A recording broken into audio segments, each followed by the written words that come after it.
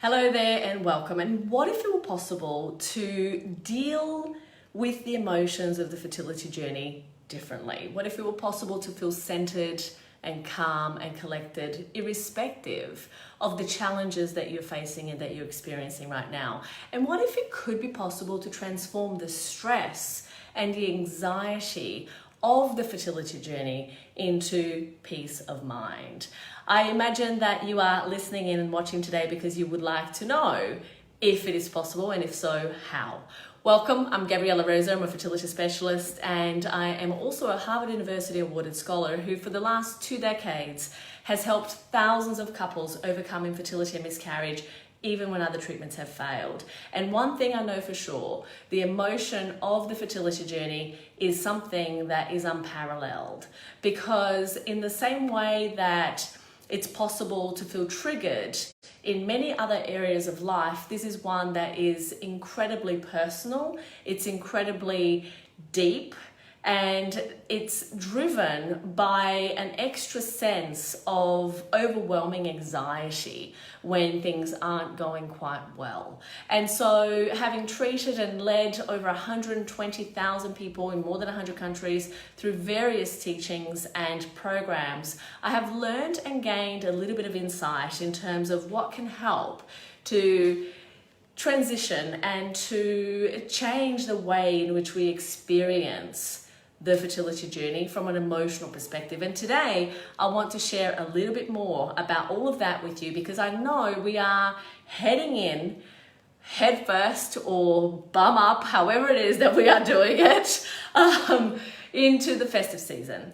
And we all know the festive season can be really challenging for many. And I think that, one of the things that my patients tell me all the time is how challenging it is for them when they are experiencing the difficulty of not yet having the outcome that they're looking for after typically many, many years of trying and lots of different types of treatments that haven't perhaps worked in the way that they would like.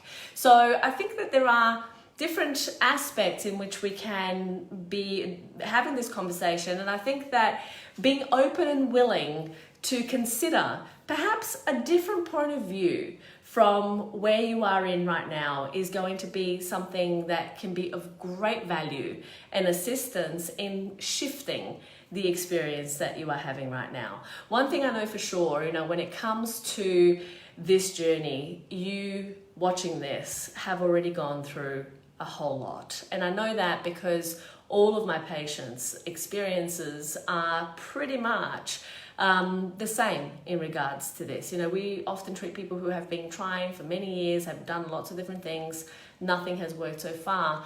And there are things within those conversations that I get to hear and I get to participate in. And I know for a fact how it can translate into different aspects of life. So today, what I really want to do is I want to empower you with some tools and strategies and perhaps even a new perspective on how to look at this situation, perhaps differently, perhaps in the same way, but experiencing it physically in a different way. And, you'll get what I mean as we go through this session, but I think that, it's fair, and I would love to acknowledge you for being here, because I know sometimes we run out of ideas. We run out of ideas of what to do, what to try, how to try it, what could work, what doesn't. And what I would love to encourage you to do today is actually become your own scientist in terms of your emotions and your experiences of those emotions. Sometimes emotions intrinsically are typically very subjective, right? We perceive things in the way in which we think we see them, right? And sometimes we forget that however it is that we see a situation, there are many other facets and other sides to this story, right? And one of the things that I know is coming up for many of you is family gatherings and family get-togethers and things that potentially could be a trigger, especially having lots of babies and children around and pregnant women and all of those types of situations that can for some people sometimes be a little bit of a trigger. I know for a fact that sometimes when you're not feeling at your best, it's easy to want to push away and deny the experience that you're about to put yourself into, or even choose not to put yourself into that experience at all, like not going to a different event or meeting with friends who perhaps are in a situation that you wish that you were in, or and so many people feel so guilty about the jealousy that they feel in terms of that, in how they're experiencing that situation, or, a various amounts of, varied amount and different types of emotions that come up in terms of how it is that they are experiencing the situation. And I'm here to tell you that there's no point in feeling guilty. There's no point in berating yourself or in even judging yourself for the way that you feel. The reality is that the way you feel is the way you feel. And the one thing that I know for sure is that you want to change the way you feel, because it's not actually helping you get closer to what it is that you want to feel. If it were, you wouldn't be having this conversation and you wouldn't even be participating in this session today. So I know clearly that when it comes to where you are, it's very likely that it's not exactly where you want to be. And so having this conversation is important, and I want to acknowledge you for being here, having it. So excellent. Now, what we're going to do today, this topic and this conversation is very similar to a lot of the topics and conversations that we address in Ask Gabriela Rosa Live.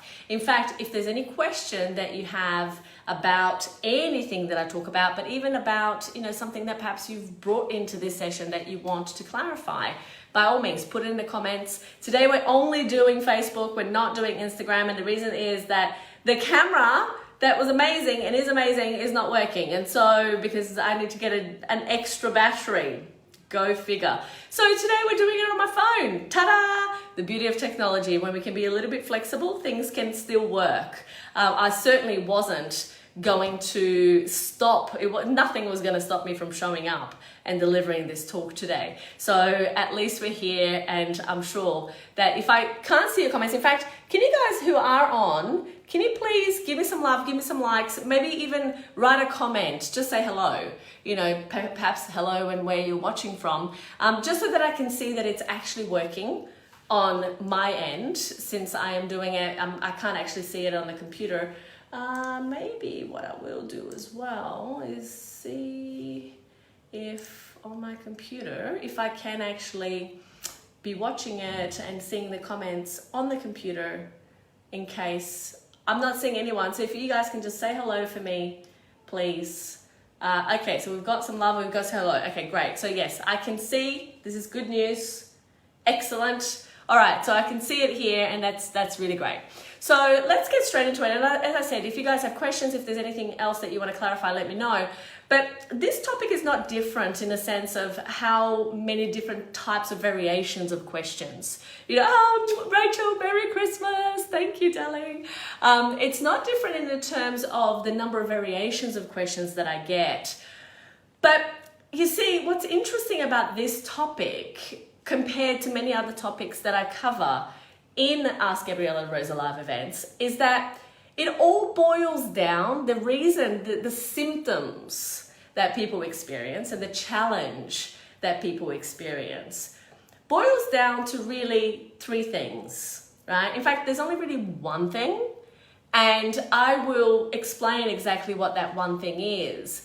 But there are many different ways of perceiving this topic in terms of, the kind of the negative emotions that people feel on this journey, whether it's towards other people, towards themselves, towards their partner, towards the fact that they don't yet have what it is that they want. No matter what it is about, it boils down to three things.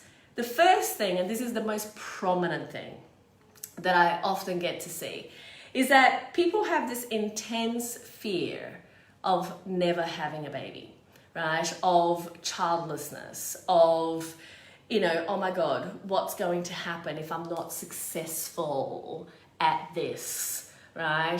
So there is this really intense fear that everything else gets kind of almost attached on, right? If somebody so much as looks at someone in the wrong way, when they're in the midst of these feelings and these emotions and this fear, there is a whole kind of Armageddon that can ensue as a result. And that happens not so much because of what even the person said, but because of perhaps how I would have responded, right? Or how I perceived the situation. So, and, I'm going to talk about me and I, but, maybe it fits and applies to you as well, okay? and I'm doing this because I'm taking responsibility, because there are different aspects, even though there are variations. And see, we do this in every aspect of life. I mean, when we're talking about fertility specifically, this is the number one fear. It's the fear of childlessness, the fear of never being able to have a baby, right? But then it actually goes deeper than that. And the deeper place that it falls into is actually fear of not being loved.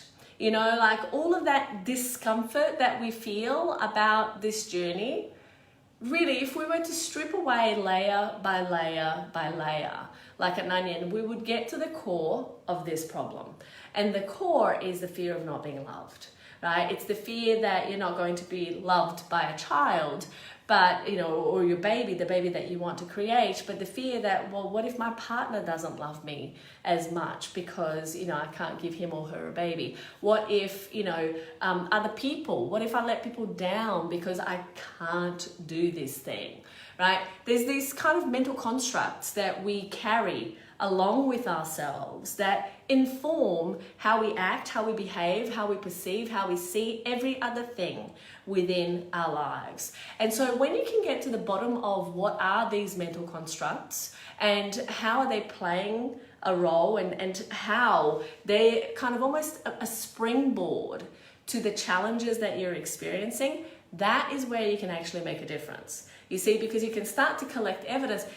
Our bodies, our minds have this amazing ability of utilizing something that is now scientifically validated as confirmation bias, right? If you believe something, your brain will find ways of finding evidence in every possible place that it can to make that true, okay? This is no different. So if you have this fear that not having a baby is going to mean a loss of love, right? And really, honestly, it actually doesn't mean that. There are people who actively choose not to have a baby and don't feel any less loved as a result, right? So here what we need to be doing is we need to be questioning, is that true? Is it really, really, really, really true, right? Because often the things we believe, just because we believe them, don't make them true. And yet we act in ways and do things and respond to situations in such a way as if they were true. So for example, if your sister-in-law comes into the kitchen and announces that she's pregnant after trying for 5 minutes, right? It's very easy for you, and if you don't have a good relationship with her, it's very easy for you to go, oh my gosh, she wanted to spite me. How dare she do this in front of everyone when she knows that I'm having this problem, and she's just being a bitch, right? Whatever it is. But can you see, and mind you, you might have you might be completely and totally and utterly in love with your sister-in-law. That might not be your issue at all. But I'm just giving this as an example, because you see, whatever it is that we believe about things, and whatever it is that we perceive is happening in any given moment is going to be informed by that belief.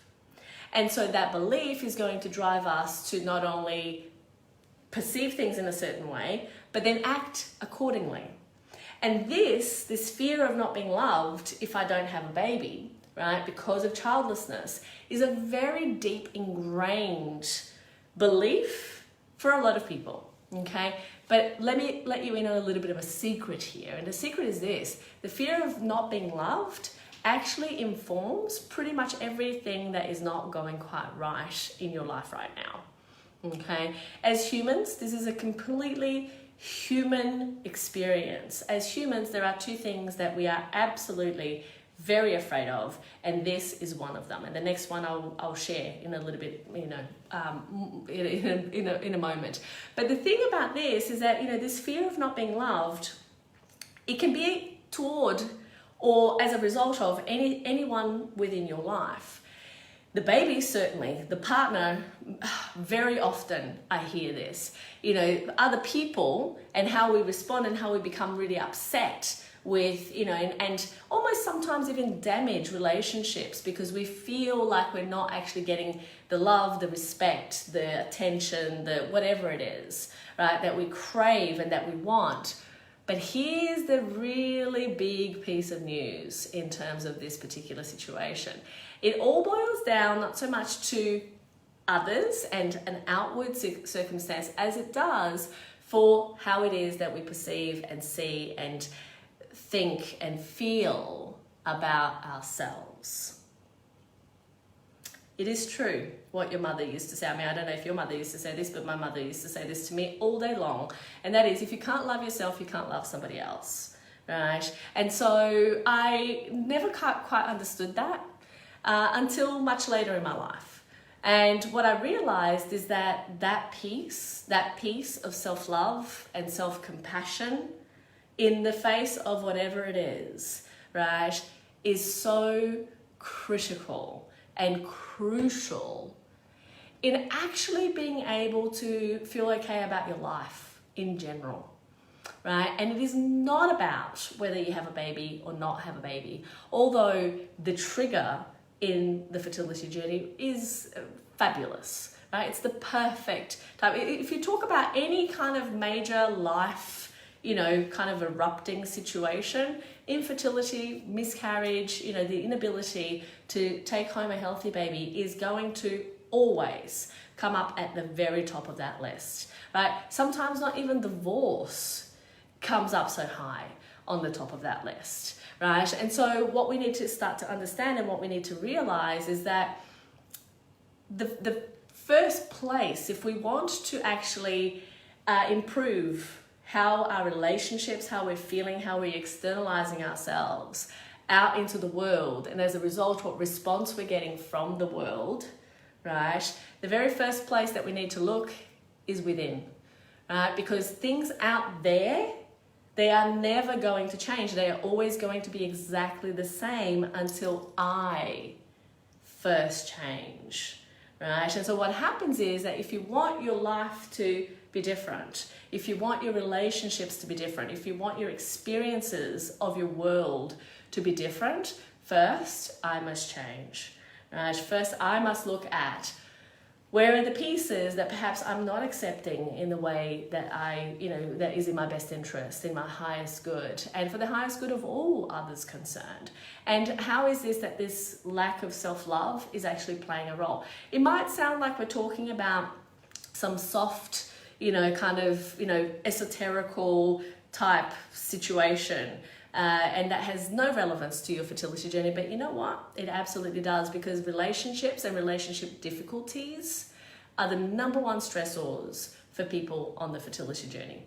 So what happens is, Sue's saying it's totally true. Absolutely. The problem here is that I'm not saying this from my own experience, except that it is my own experience in treating thousands and thousands and thousands of other people. So I hear it from them. Sure, I process it through my own filters and my own life experiences, but the things, they're very, very much the same, right? And so what I'm sharing with you are things that I know to be true, not just from my experience, but from experiences of everyone else. If you then want to take that on board and look at how does that piece serve me, because not everything that I'm going to talk about today you're going to agree, or you're going to accept, or you're going to practice, or you're going to put in place, right? But that's why I'm saying to you, and I said to you in the very beginning, be your own scientist. Look and observe, right? Implement an intervention and see what are the results. What is it? Do I feel better by doing it, or do I feel worse? Right? Some things you will feel worse before you feel better, and I'll tell you what those things are as we go along.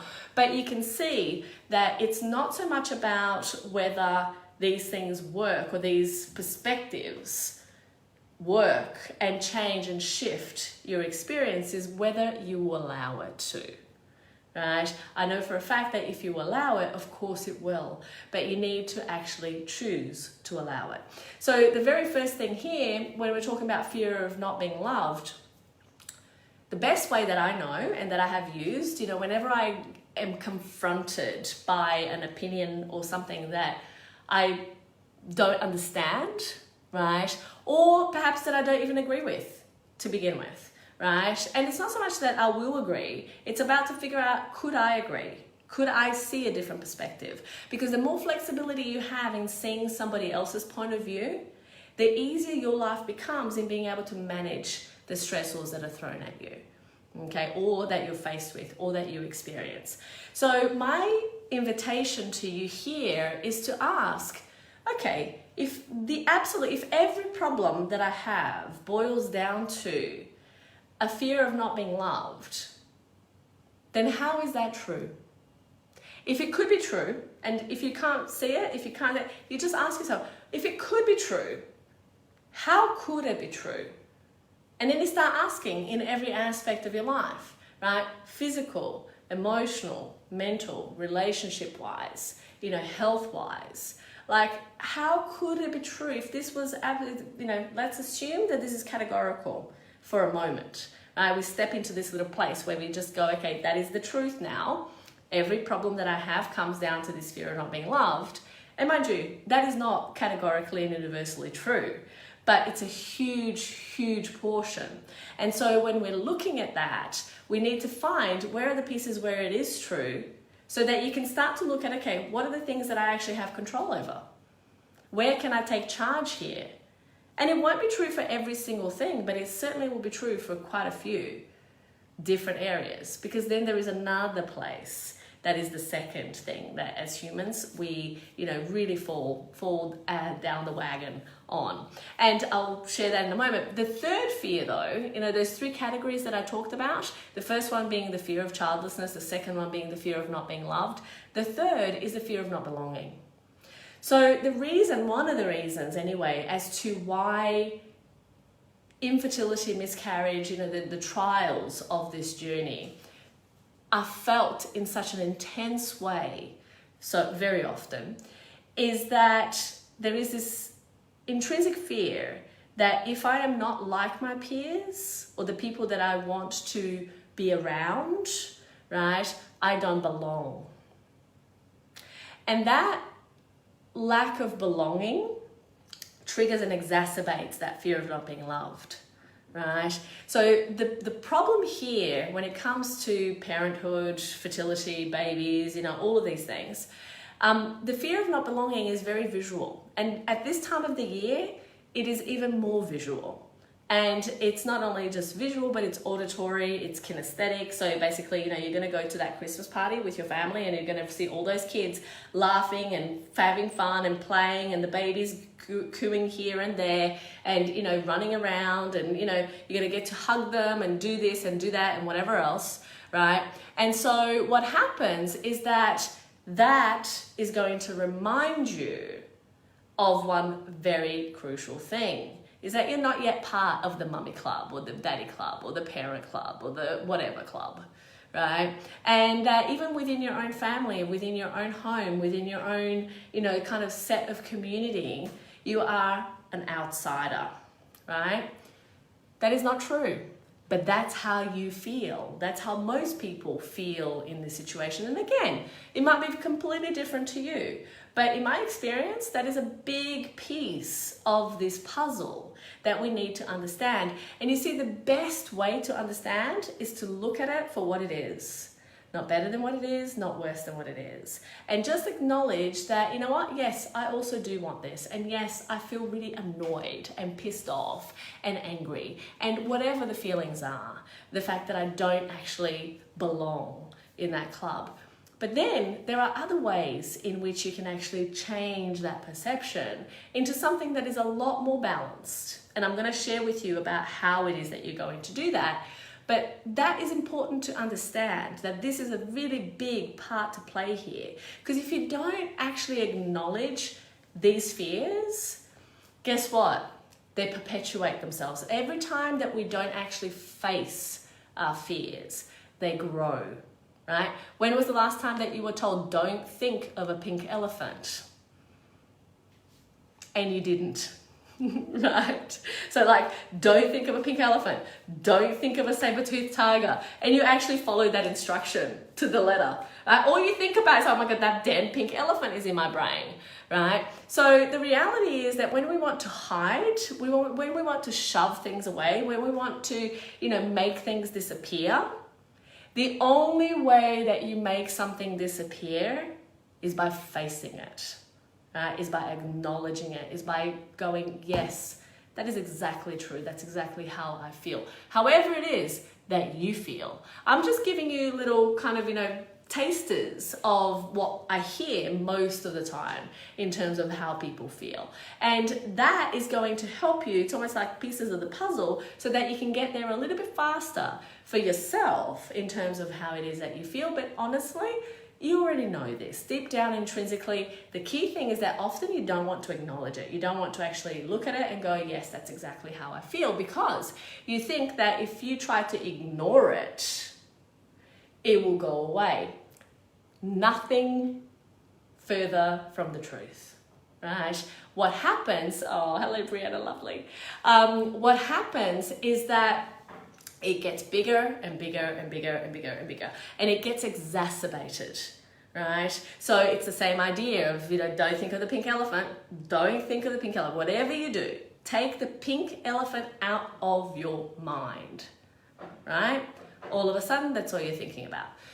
So we face it. That's the first thing. And actually in Fertility Breakthrough, that's what I talk about, right? The first step in the Life Changer method. And in fact, if you've got this book, I would highly recommend that you go through the Life Changer method that I have outlined here, because that is one exercise that I promise you will change your life. And the first step is facing it. It's just facing it and acknowledging it for what it is. The second is feeling it. Right? It's feeling it and going, yes, it sucks. It sucks that I feel insecure, that I feel jealous, that I feel annoyed, that I feel angry, that I have all of these insecurities about, never being able to have a baby, that, it might actually be true that I never will have a baby. And you might even want to sob about that, for a moment and just take it all in, take all of those emotions and really, truly feel them. Right? Because it is only in doing that that you can move through it into the next part of that piece, which is the flow with it. You can flow with it. You can move through the process, acknowledging that, yes, it is there and it is what it is. And it loses its hold, its grip on you, right? It's not that the situation changes, but you feel differently about it. You feel better about it as a result of being able to actually face it, feel it, and then flow with it, right? And let it go. So there are some techniques that I share and that I outline in the book, and I'm going to share some today as well. So just, make sure you have some pen and paper. We still have half an hour to unpack all of these ideas, and I want to make sure that we go through it in a way that's going to enable you to do that. So if you're listening in attentively, as I thank you for doing so, make sure you get some pen and paper. And, the last thing, all of these fears, that come up, fear of childlessness, fear of not being loved, fear of not belonging, they boil down to one thing. And that one thing is the fear of not being worthy, right? Fear of not being worthy causes more problems in a person's life than any other fear, as far as I'm concerned, because people, when we feel that we're not worthy, we don't try, we sabotage, we do things that aren't in our best interest. And it manifests in so many different ways, with so many different kind of disguises, right? And so being able to understand and acknowledge that sometimes what may well be looking like is that we've got a completely different way of accepting what is. That really is what it boils down to, right? We have this blueprint in our mind of how things should be, and then we have the reality of how things are, and we don't want to accept. The biggest danger that anybody has in life, and I went through a huge period of this year, where I started to think for a little moment that, I wanted things to be different to what they were, right?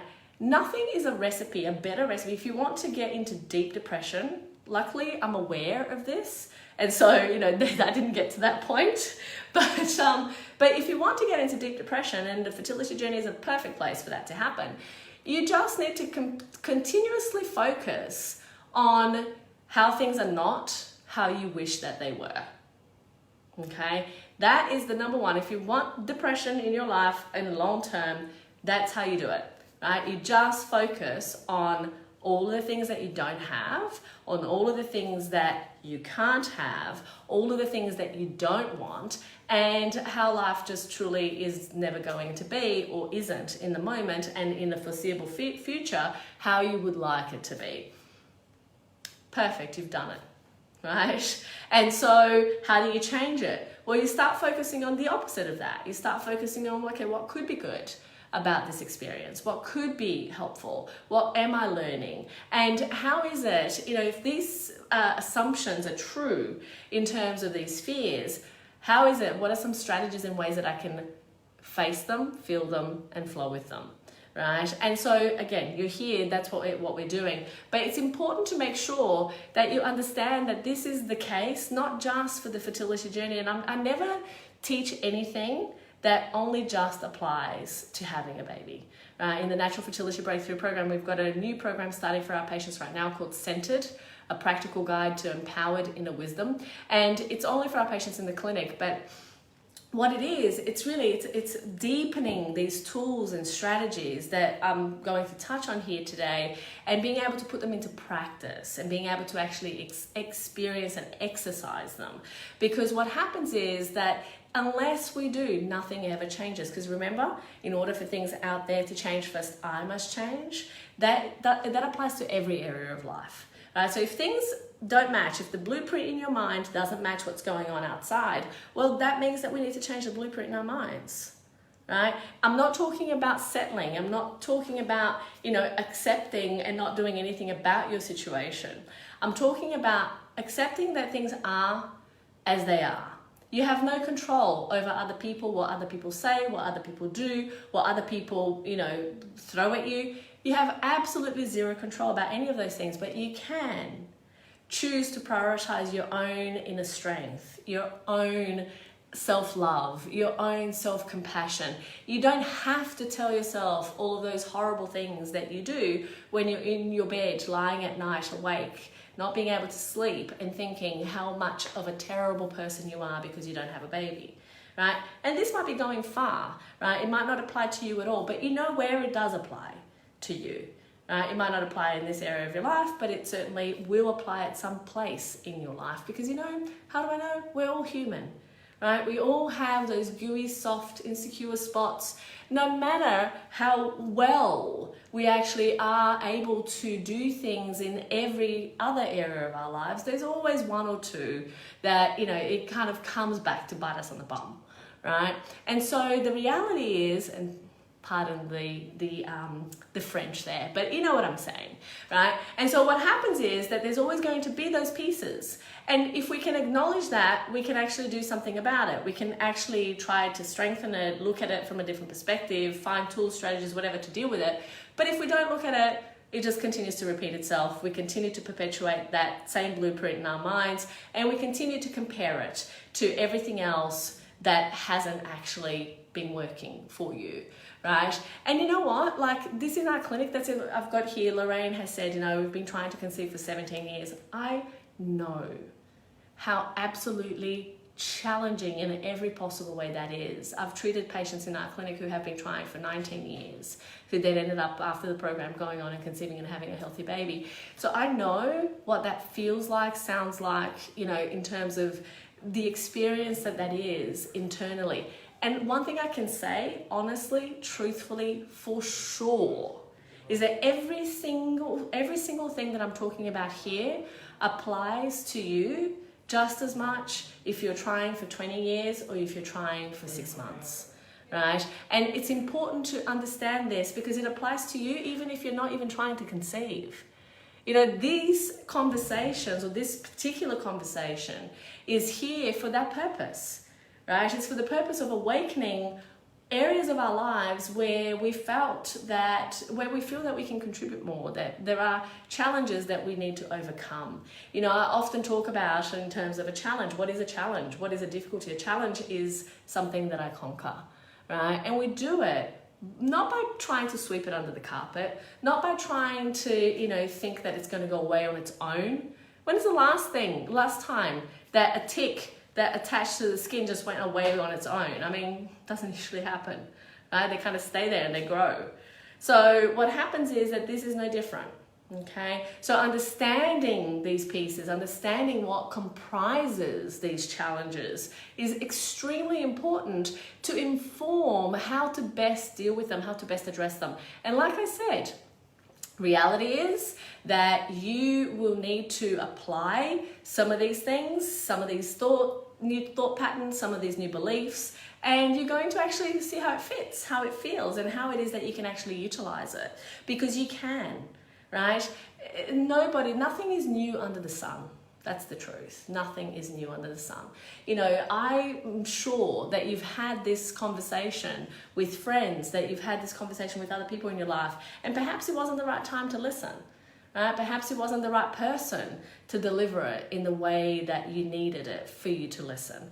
And that's fine. And I hope that this is your moment, but it may not be, right? It may also be a time where you kind of take it. It's like, okay, whatever. She has no idea what she's talking about. Move on. But that little seed stays inside.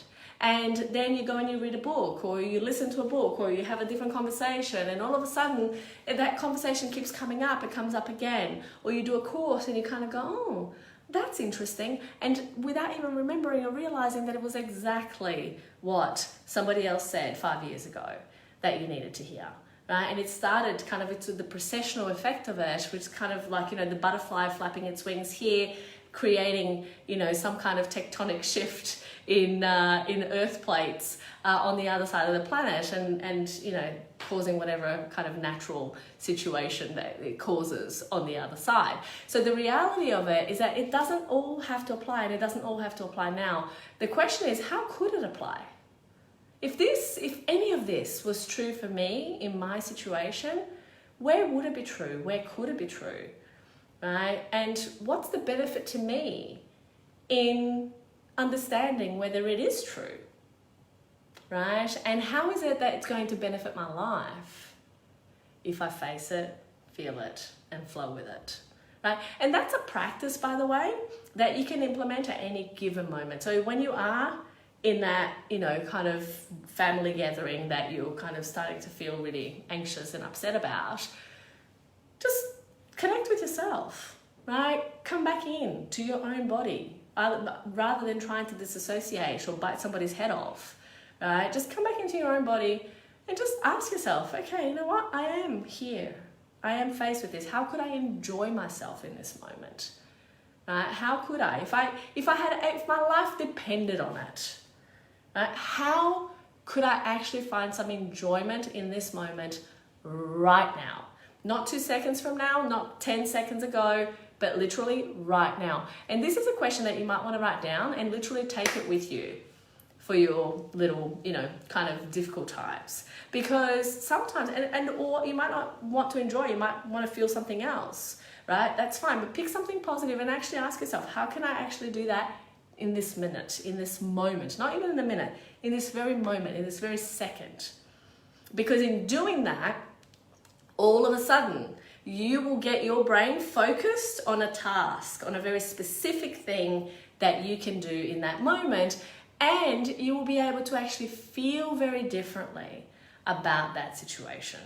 And that is something that I know for sure, right? So it's a matter of practice, don't get me wrong. This doesn't just happen because you decide without practice, but it does happen if you choose to just keep coming back to that practice. It's like meditation. It's like learning to ride a bike. It's like learning how to write. You know, all of those things have been practiced, and they've often been practiced over many different years, right? So we all have these issues. They manifest themselves in different types of situations and in different ways, and in different times within our lives and in different times within our journey. The key aspect is to know that it's there. The even more key aspect is actually to know how to shift them at will. Okay, and that's what I'm going to be talking about next. So I want to share with you 3 big ideas that I want to explore, and I want to give you some, some practices, in fact, that are going to help you to look at this whole situation from a different perspective. Would that be helpful? Let me know on the comments. A couple of people saying hello, good morning, good morning. It's lovely. You know, when I get to connect with you guys here, it makes me so happy. So thank you. Thank you for connecting. But yeah, so far, are we good? Is this all making sense? Because, you know, it's nice when I know that I'm making sense. It doesn't always happen. But I do my best, right? And that's sometimes going to be good enough. So the very first big idea that I want to share with you, and it's great, I'm getting a little bit of response there, so thank you. The first big idea is that no matter what you're experiencing in your life, no matter what challenge, no matter what difficulty, that you feel that you might want to apportion blame to somebody else, let me tell you this, it's not at all about them, it's about you, right? It's about the meanings you choose to attribute to the situation. And so what they do is neither good or bad. They just do whatever. Like, okay, give you an example, right? I had a lunch with my sister, my mom, my dad, my sister, the other night, and it was dinner actually. And my sister was in a really bad mood. She was like being a little bit of a, you know, like, kind of person. Okay, and you know, we often tell each other if that's going on, because you know, it's nice to be able to just like, hey, come down, let's just, you know, chill a little bit. But anyway, this particular day, she was, you know, in kind of a bit of a mood. I could sense it, and my parents could sense it too. But you know, like, I was tired. I didn't really want to engage in drama and fighting and, you know, whatever. And you know, I mean, you know, it just, sometimes you're just not in the mood, right?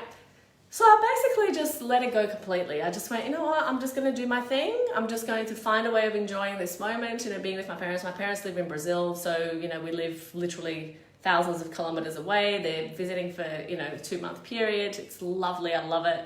And so it's nice to be able to connect. And in that moment, that's where I went. I just went to the fact that, you know what, isn't it nice that the 4 of us are here having lunch or dinner, sorry. Isn't it lovely that we actually have this opportunity to be together, right? And that is what I focused on. I could have focused on the fact that she was rude, that she wasn't being very nice or polite or this or that or whatever else. Could have made whatever story in my own mind about what it meant and what it meant about me and why she wasn't respecting me or, you know, being nice to me or loving me or, but, you know, as we do, right? This is not something that only I experience. Maybe it is something that only I experience, but I kind of have a sense that it's not, right? And so the reality of it, and the reason that I share it with you, is because it's very easy to take it personally. It's very easy to go, oh, yes, you know, that person is disrespecting me by acting that way, or by doing this, or by doing that, or whatever, right? And we often respond in kind. And when we are feeling disrespected or feeling like somebody's not being very nice to us, what is the in kind? What does it look like? Are we at our best, you know, possible place in that moment? Are we actually in the place where we would look back and go, actually, you know what, I'm proud of how you reacted there? Or is it the opposite? You know, typically it's the opposite.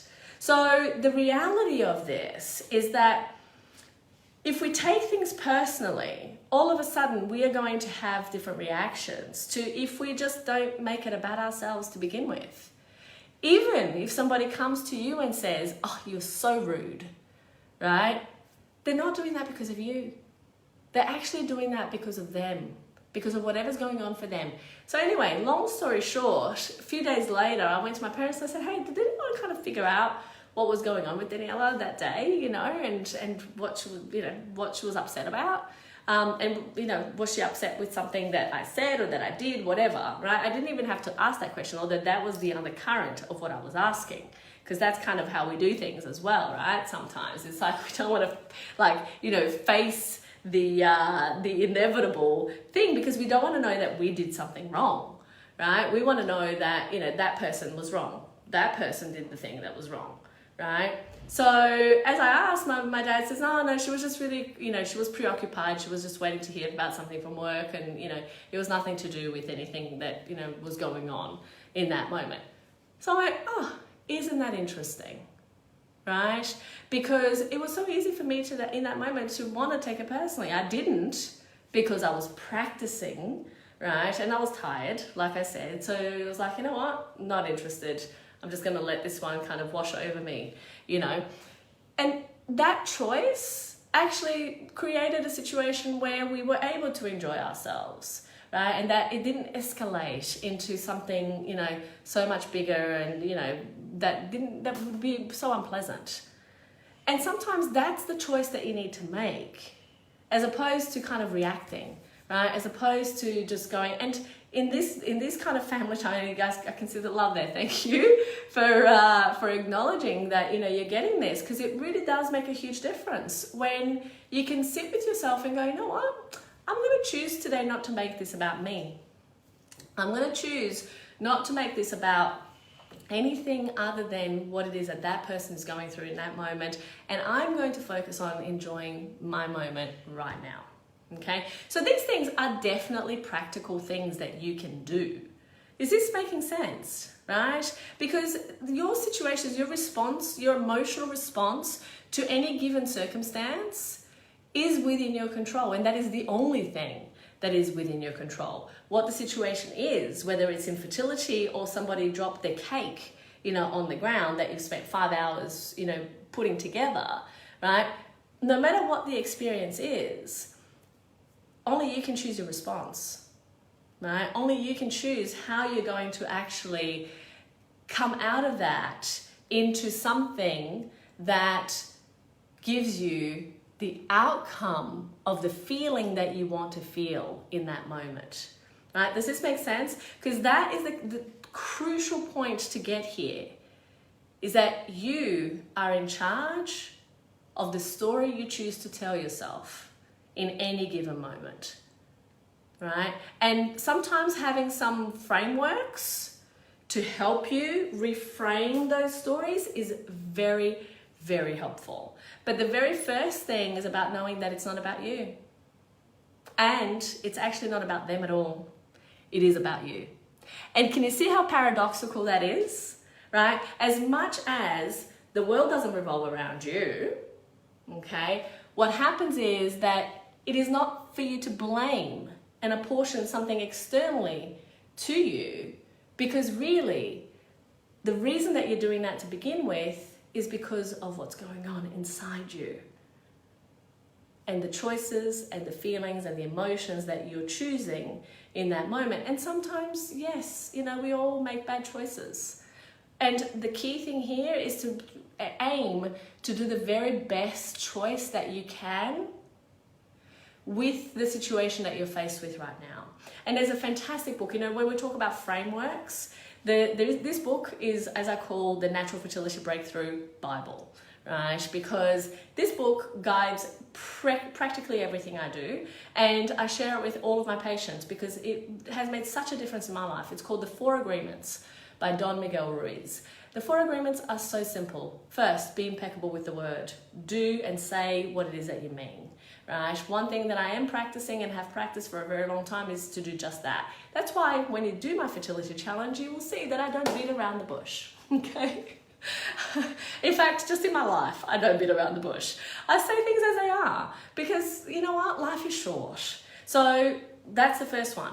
But you know, aim to do the very best that you can in terms of that. The second agreement is don't take anything personally. When you don't take things personally, you don't have to be worried about what your sister, your brother, your aunt, your cousin, your whatever people do. Because you know what? One is the very truth here is that people do whatever it is that they do for their reasons, not yours. People really don't care about you. And that's just the truth, right? And the reality is the second that you understand this, I know it's difficult. Trust me. That is the one agreement that I have to practice more than any other in my entire life. In fact, that book has made such a difference in my life because of that one agreement, right? Of just not taking things personally. Because people are preoccupied and busy with their own lives, right? They want to know, what is the value that you can deliver to my life? And if you can't deliver that value to my life, next, right? It's the same reason as to why, you're watching this talk, for example, right? I want to know, what is the benefit that you can deliver to my life? And if you can't deliver a benefit, I'll jump off it. Great, as long as we know that. But you see, people respond to you in the same way, right? So unless you are clear about the fact that people do whatever it is that they do for their reasons, not yours, life becomes really challenging, because we all of a sudden, start to make meaning out of things that are not there, right? If you send a text message to a friend and the friend takes 5 days to respond when they used to respond in, half a minute, all of a sudden it's like, oh my God, that friend doesn't love me. They don't like me. They don't want to be friends with me anymore. How dare they? Then we start to think all these bad things about that person because, how dare they do this to me? And it escalates into this whole conversation that it was never actually what the problem was to begin with, but we made it into that problem, right? All of a sudden, they're actually experiencing deep depression on the other side of the planet. And you have no idea about that. You have no idea that the reason that they haven't replied is because they are so down, right? You think it's about you, that the fact that they haven't replied. So, sometimes it's so important to actually take yourself out of yourself and look at the situation and see, okay, you know what? People do things for their reasons, not mine, right? And then the other two agreements, the second is don't make assumptions. If you are unclear about something, if you are unsure, ask the question. Hence, I went and asked my dad. I should have asked my sister. In fact, I probably will, because we're going to have some time together. But, I asked. I didn't make an assumption that she was upset with me or that she was upset with, whatever. I basically just asked the question. What was happening? Do we know? Right? So it's always best to go to the person that you have a problem with, as opposed to going to somebody else, right? But in this case, I went to my dad instead of my sister. But the reality is, go to the person and have a conversation. Say, look, I kind of felt this way, and, I'm not sure that, it was exactly how you meant it. In fact, I don't know what you meant. Can you elaborate? Can you share with me a little bit about what that felt like? And it's not always appropriate to conversations, because sometimes, what ends up happening is that it exacerbates the problem. But there are people and there are times that it is appropriate to have those conversations. And so do it when you know in your intuition, in your gut, that it's the right time. And outside of that, just shut your mouth, right? And just kind of look at, how can I experience more joy, happiness, connection, love, whatever in this moment right now, right? And do the internal work as opposed to having to go out of yourself to get those answers, right? So yeah, like Kendra's saying, like sometimes we're so very quick to judge and we don't understand the whole picture. So the third agreement is don't make assumptions. And the fourth agreement, I love the fourth agreement as much as I do, the second agreement, because those are the two agreements that the fourth agreement is an agreement that I think every person going through this journey needs to, and I mean the journey of infertility and the journey, of miscarriage, whatever, you're experiencing right now, the parenthood journey, needs to internalize, right? And this agreement is beautiful because it is just this: simply do your best. That's all, right? And it's simply do your best. Your best will change, it will vary, it will be different from day to day, from time to time, from moment to moment. There will be times where your best is going to be up here. There will be times where your best is going to be down here. But as long as you do your best, you know what? You will never live with regret. You will never think, if only I had done this X, Y, Z other thing. Because you know that in that moment, you did your best, right? Doing your best is all that's required. There are days that I have lots of patience, and that I can put up with a whole lot. There are days that I don't, and I'm sharp and just to the point and just get on with it, right? Every single person has that. There are days that I get to the gym for my leg days and I go, oh my God, I'm going to kill this workout. And then there are days like today that I was like, Jesus, can this please end? Right? And so the reality of it is that your best will vary. But don't judge yourself on the output as long as you know you're doing your best. Right? Like today, what I did at the gym was my best. It was not my bestest of all time. It wasn't, my best on days that I'm like absolutely acing it. But you know what? I showed up and I did the thing. So the reality is that this is no different. Does that make sense? The more that you stop making life about other people and you make it about you and the things that you can be in charge of, which primarily, by the way, is how you think and what you think, and essentially what those thoughts actually elicit in terms of a response, that is a changed life already. Okay, and that applies to the festive season as well as every other damn day of the year, right? So just be aware that who you are and how you show up in those moments will inform how other people treat you, how other people respond to you.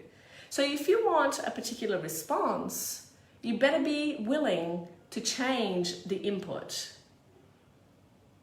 That is a crucial thing, is that if you want a different response, you better be willing to change the input that you make into the situation. So this year, when you go into those family gatherings, if you want a different response, how are you going to change your input? Right? That's the crucial key question here right now. And like I said, it doesn't just apply to that. It applies to every single other area. It applies to your relationship with your husband, your partner, your wife. It applies to relationship with your kids, to the relationship with, whoever, your sister, your brother, your boyfriend, whoever, right? So looking at it for what it is, as opposed to better than it is or worse than it is key, okay? So I highly recommend that book, The 4 Agreements. Get it, read it. The second thing is, we've talked about this already throughout this talk, so I won't go back through it, but I'm going to give you some tools to address this, which is reinvent your experience with the situation. There are many ways of reinventing your experience. The key and core aspect that will really help you reinvent it is that every situation has 3 core primary places where we can actually create new input, okay? The first is basically our state of mind, our state of presence, our state within our bodies. That will inform how we respond. So if you haven't had as much sleep as you would like, if you're feeling lethargic, if you're feeling tired, if you're feeling angry, if you're feeling sore, if you're feeling upset, if you're feeling whatever in your body, right? That is stagnant in some way, right? And so what happens is that's a place that you can make a shift or make a difference to. The second is in the story that you tell yourself, right? That if you want to create a breakthrough, you change one of these 3 things that I'm talking about. The very first is the state, your state of mind, your state of presence, moving your body, even dancing to great music, in your living room whilst nobody's watching. Like, there is no thing that is better at, kind of releasing some of these energies and these kind of, negative emotions before you go somewhere or do something that you're not really, kind of feeling like you're going to enjoy. But then change the story as well. It's like, okay, well, if I could enjoy this, how could that be? What that could look like? And, go and start looking at how am I going to enjoy it? What are the pieces? And tell yourself a different story about what you're about to do, because that will absolutely change the way in which you experience that circumstance. And the third thing is change the strategy, right? If you know that having, Christmas lunch with your entire family is, has been historically the thing that caused you the most angst for the entire year, right? change the strategy. How about we go to just, one place, or just do something different, or do something different within that dynamic. Instead of going and spending all of your time with this one person, go and talk to these other people. Or do you know what I'm saying? So however it is that you choose to actually reinvent this piece, the strategy piece, just change it. Just look at it, see for what it is, and figure out, okay, how is it that I can actually, make this be different for me, that is going to also help me, right? The other aspect to this, and this is where sometimes clearing the emotions that we associate with these different states, of presence, mind, and, the story we tell ourselves, and the strategies that we use. Sometimes our kind of emotional energy gets stuck on certain things. There's a fantastic researcher, his name is James Pennebaker, and he researches the impact of expressive writing. Literally, just like the prompt is so simple, and what it is, it's basically write your deepest feelings and emotions about X, right? Whatever issue that comes to mind. And the way in which you do it is you write for 20 minutes, you put literally a timer on for 20 minutes, and you write for 20 minutes without the pen leaving the paper 4 days in a row, right? About whatever it is that you want. So you can pick infertility, you can pick your relationship with your brother, you can pick your relationship with your aunt, you can pick, a sexually violent incident, you can pick whatever you want. And in fact, there have been hundreds and hundreds of research studies now done on the improvement of levels of stress, anxiety, depression, you name it. So many different benefits from actually utilizing this tool, this technique in the way that I've described it. The prompt, like I said, is super simple. So you can basically take that and go, okay, this situation that's really bothering me, I want to shift it, I want to change it. I'm going to use expressive writing and narrative medicine in order to do that. How do I go about it? Very simply, you get pen and paper, you sit down, you put your timer on when a time that you cannot be interrupted, and you start writing for 20 minutes, 4 days consecutively. The one thing that has been shown and noted in pretty much every study that was done about this, people who write about something that is deep and emotional for them are able to transgress and to pass through that situation in an infinitely better way than the people who basically wrote about, because they did comparator groups, right? About people who wrote about some superficial topic, what the weather's like outside today, for example, right? There's been measurable change and difference in not only how people felt, but also clinical diagnoses in terms of emotional disturbances that have completely changed the way in which people have experienced their existence for the majority of participants. I mean, not everything works for everyone. There were 30% of people who went through these studies, in some of the studies, who didn't experience change or didn't experience benefit. But the reality is that even if you think that you might not, try it at least a couple of times and see how it goes. I know that I have actually utilized this personally, and it made an incredible shift for myself. Truly life transforming on so many levels that I cannot recommend it enough. And there's being Alice Domar, who is a Harvard researcher in Boston. She's also one of my mentors. She wrote the Body Mind Fertility book.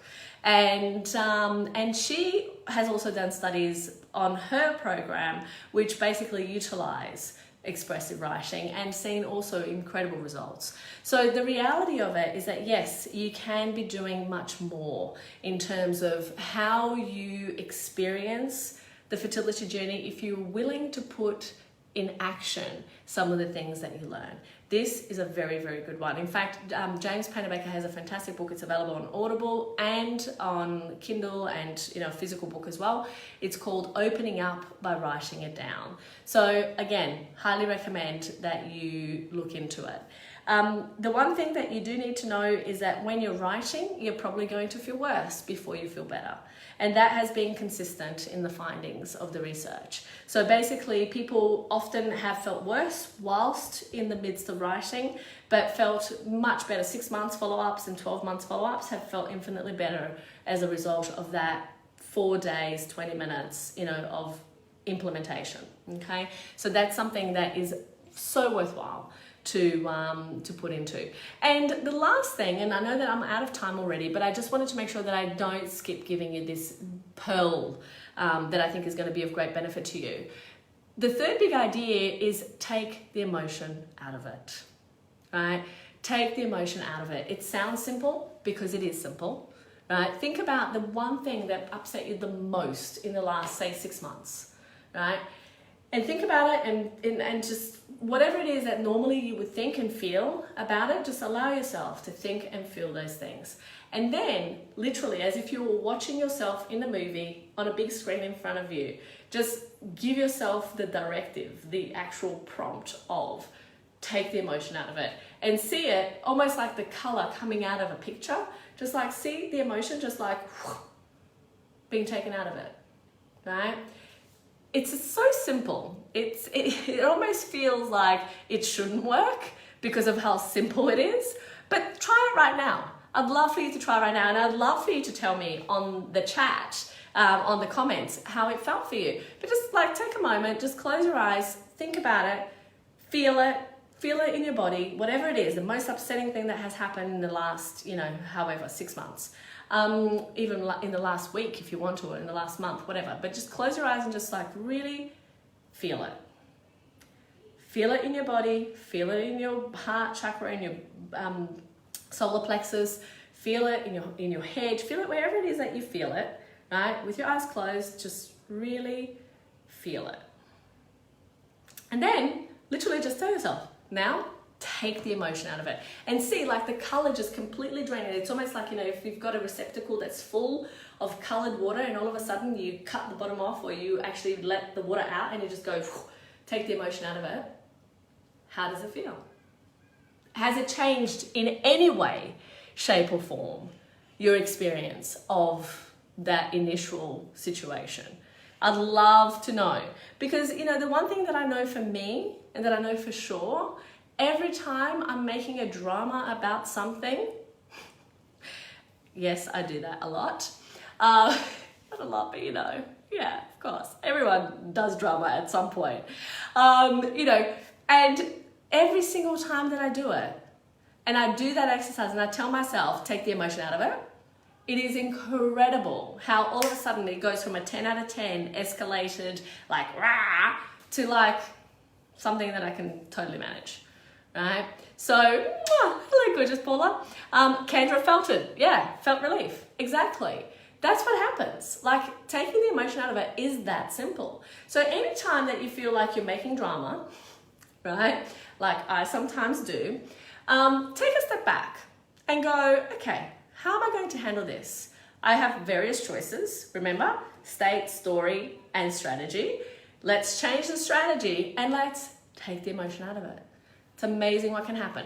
And there's a writing exercise. There's a tool here, writing exercise, that I would highly recommend, because I think it also is one that is quite transformational. And it is this: 200 benefits of never having a baby. Yes, you heard it right. Writing down on a piece of paper the 200 benefits of never having a baby, right? And then writing down the 200 benefits of, the 200 drawbacks of having a baby. So it's completely the opposite of what you would normally do, right? Which is 200 benefits of not having a baby and the 200 drawbacks of having a baby. What is the purpose of this exercise? The purpose of this exercise is to, that very first feeling of fear that we talked about in the very beginning of this session, the fear of childlessness. This exercise I have seen with hundreds of people completely and utterly transform the experience of the heightened emotional desperation about a baby, right? Because all of a sudden you balance the emotions that you have and that you have experienced or that you are experiencing on the fertility journey. So instead of fantasizing about how amazing your life is going to be when you finally reach your outcome and you have a baby, which, by the way, if you have a child like I did, who didn't sleep for more than 20 minutes or an hour and 20 minutes all the way through the day and night, and you couldn't breastfeed, you had raw nipples, and your boobs were like on fire most of the time, and you still wanted to actually do that whole milk thing, right? Not fun. I managed. It was very challengingly managed. But the reality is, it wasn't the romance that I thought it was going to be. Me and my husband and my little new baby, like having a fun time together. It was literally task after task after task and thing after thing after thing. No showers. I never understood why in the world, newborn, mothers of newborns would basically say that they didn't have time to have a shower in 24 hours. Like, it used to literally blow my mind to imagine that somebody would not be able to organize themselves so little that they wouldn't be able to manage a shower. Well, you know what? I managed to understand that firsthand. How, no, you don't manage a shower with, a newborn baby that doesn't sleep and breastfeeding and everything else. So it is not the fantasy that we create in our minds having the baby. And sometimes we forget that. In fact, particularly when we're striving to achieve and create the thing that we want the most, what drives us is the idea that that thing that we're going to get is going to be better than what we have now. So the truth of it is that by doing this, you will be able to actually find balance. And it's not about also taking it the other way, the opposite way of, oh my God, this is terrible, I never want to have a baby. No, that's why you do both. You do the benefits of never having a baby and the drawbacks of having one. Because then what you do is you actually balance those emotions. You are then in a neutral place. There's no fantasies and no nightmares that you're drawing upon, right? You're balanced. You still want to have a baby, but you want to have a baby from a place of actually being realistic about it, as opposed to a place of, imagining there's every problem in your world is going to be resolved as a result of having this child. Right? So that is the key thing that I want you to take away from this. And, getting 200 benefits and 200 drawbacks is easy. Here's how you do it. You basically write, benefit of never having a baby. I can go on holidays whenever I want. And then you go, okay, well, why is that good? Well, I have disposable income. I can travel the world. I can get to see different places. You just keep asking, why is that good? Why is that good? Why is that good? Why is it good? Until you actually completely drain that first kind of high level thought, right? Then the second thing that comes up, if I never have a baby, what's great about that is that I'll have more time with my partner, right? How's that good? How is that good? How's that good? There are going to be benefits in that too, right? And so what happens, and if there aren't, then you need to ask yourself. And sometimes, these things come up, like you actually have to ask yourself, am I even in the right relationship? Is that really what I want, right? Those are all questions that are valid and fair and can sometimes come up. But it's important to make sure that you are aware of them, because if you're not, that also creates the pink elephant syndrome, right? Don't think of the pink elephant. And so it grows and blows out of proportion, which is what we don't want. So wherever possible, we want to just have balance, right? In our emotions, in how we're looking at situations, that we're not making them better or worse than what they are and what they should be or that they could be. It's like you don't want to make things better than they are or worse than they are. You want to be able to actually live your life from how things are, right? And the struggle on the journey of life is actually constantly coming back to that middle, right? Coming back to that center, from better than they are and worse than they are. It's like just kind of finding that homeostasis, finding that balance. That is a crucial point in being able to live your best life now, because you want to live your best life irrespective of what's going on.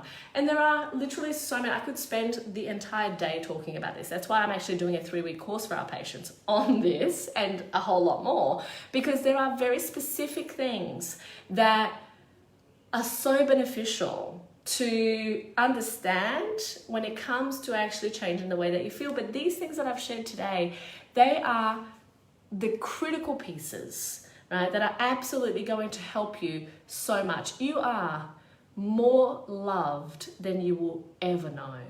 And if ever you forget that, just remind yourself, because that really is where it all comes back down to that. Right? It comes back to you feeling worthy within yourself and you feeling and giving yourself the self-love and the self-compassion that you deserve. So that's something that I really want to make sure that you are totally on board with. Because irrespective of whether you ever do or don't have a baby, your essence as a human being, as a person, is going to be no different. You're still going to be the person that you are with or without a child. So learn to love yourself in where you sit and are right now, irrespective of what you want and don't have, and with the knowledge and the understanding that you're doing your best. And just do your best, right? That's the crucial key here. So practice. These exercises are important to practice. If this is the last Ask Gabriela Rosa for this year, so if you still have any questions, I'm more than delighted to hang out and answer them. But I know that, I have gone over time. I apologize in advance. I have such huge difficulty talking for, an hour. But I try, I do my best. This was my best today. Ended up being an hour and 20, but it is what it is. Just letting you know once more, Fertility Breakthrough, great holiday reading. So make sure if you haven't got your copy yet, feel free to order it on our website. You can go to, I think there's I don't even remember anymore. Oh yes, there is a code. If you use Rosa Baby in capital letters, you will be able to get a copy of the book basically just for postage and handling, right? So you go to thefertile.me/free book and then use the code in the shopping cart and you'll be able to actually get the book free of charge. You just have to cover postage and handling, okay? So that's thefertile.me/free book. And then of course, if you want, in the new year, we're going to be assessing, this is, it's kind of like a break for us as well in the clinic, but in the new year, we've got the Fertility Challenge starting up on January the 8th. So make sure that you participate. The registration link is fertilitychallenge.online. So that's fertilitychallenge.online/register. Okay, fertilitychallenge.online/register. And I look forward to having you on the Fertility Challenge. If you have never participated before, that will be an amazing opportunity for us to connect and take you through some more understanding of things that can help you. And if you have participated and you would like me and my team to assess your situation to see if we are a good fit for working together on the Natural Fertility Breakthrough Program, you can just reach out to the team at thefertile.me/chat. So that's thefertile.me/chat. Guys, remember, you are everything you need to be. You've got inside of you all of the things that make you a special individual and loved person that you are. Remember that, practice that, and above all, focus on what works for you, right? And focus on how you can actually experience even more of that right now. Irrespective of what you have and what you don't have, the answer to how you want to feel is actually within you. So make sure to practice that, and I look forward to seeing you again in the new year, to connecting with you, to guiding you, and of course, enjoy your festive season, enjoy your time with family and the people who love you, and really start to look at, they may express it in a different way. They may show you in a way that isn't exactly how you would like to be loved, but you know what? They love you nonetheless. So just be aware of the fact that sometimes people show things in ways that are different to what and how you would do it, but it doesn't mean that it's any less than how and what you would do. Big love, and until next time, bye for now.